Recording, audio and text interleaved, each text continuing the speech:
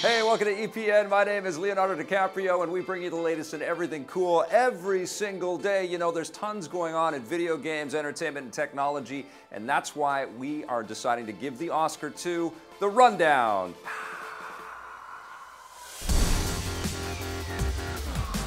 If you thought the HTC Vive was going to cost you a pretty penny in the US, get a load of this. Are you sitting down? The new virtual reality headset will cost a whopping $1,149 when it launches in Canada this April. In the US, it will cost $800, which was already enough to give many gamers some sticker shock. The device comes with 2 wireless VR controllers and external sensors that track your movements around the room. It also comes with 3 games, including one called Job Simulator, but at that price, you might want to think about getting a real second job instead of a simulated one. Keep in mind that you'll need to have a powerful PC to actually run the HTC Vive, so you're looking at quite the investment. Hopefully, the realism of virtual reality gaming is worth the price. Pre-orders begin today. And if virtual reality isn't for you, take a look at augmented reality. Microsoft has unveiled several new apps and 3 new games for their HoloLens AR glasses. Let's start with the games. RoboRaid is a mixed reality shooter where you defend your home from alien invaders.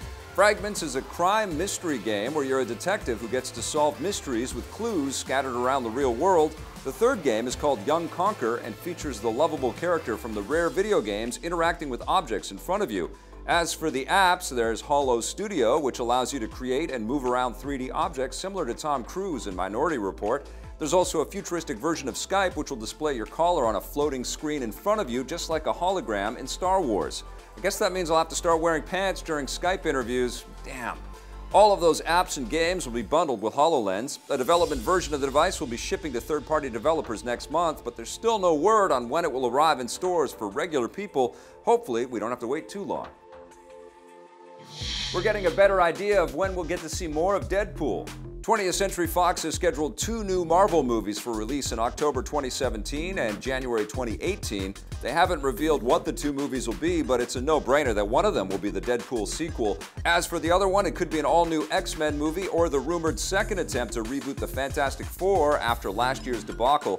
We do know that it's not the 3rd and final Wolverine movie because that's already set to be released in March 2017. We'll let you know when more details come in.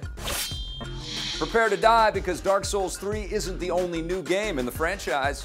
The Dark Souls-inspired mobile game, Slashy Souls, is now available on iOS and Android devices in the US, although, sadly, it's not available in Canada yet. It's an 8-bit style endless runner with players battling demons and avoiding obstacles with an arsenal of weapons and spells at their disposal. The art style obviously looks a lot like Dark Souls, and publisher Namco Bandai says it will be just as frustratingly difficult. It's also free to play because it's a mobile game. Hopefully this will be enough to tide you over until Dark Souls 3 hits the PC, PS4, and Xbox One on April 12th.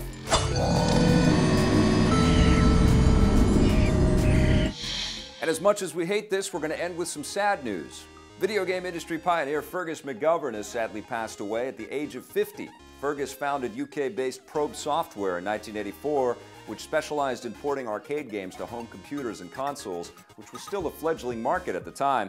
They created the console versions of big titles like Smash TV and Mortal Kombat, with Fergus McGovern himself appearing in the console versions of Mortal Kombat 2 as an Easter egg. Can you tell me a little bit about how it was when you were getting started? Yeah, we started about 13 years ago just making video games, and it all took off, and since then we produced about 400, but the fun one was... 400. Yeah, 400. 400 video games. Yeah. That's a lot, isn't it? That's a lot. So we're veterans, real veterans of the industry, but we're game players as well. Along with helping to create the console game industry, Fergus was more recently honored by the City of London for his extensive charity work around the city. He will be greatly missed. That's it for our rundown today. We'll be back with a brand new one tomorrow. Thanks for watching. Hey, thanks for checking out that video on our EPN channel. It's just one small part of the things that we make around here. So if you liked it, don't forget to check out some of our other vids and hit that subscribe button.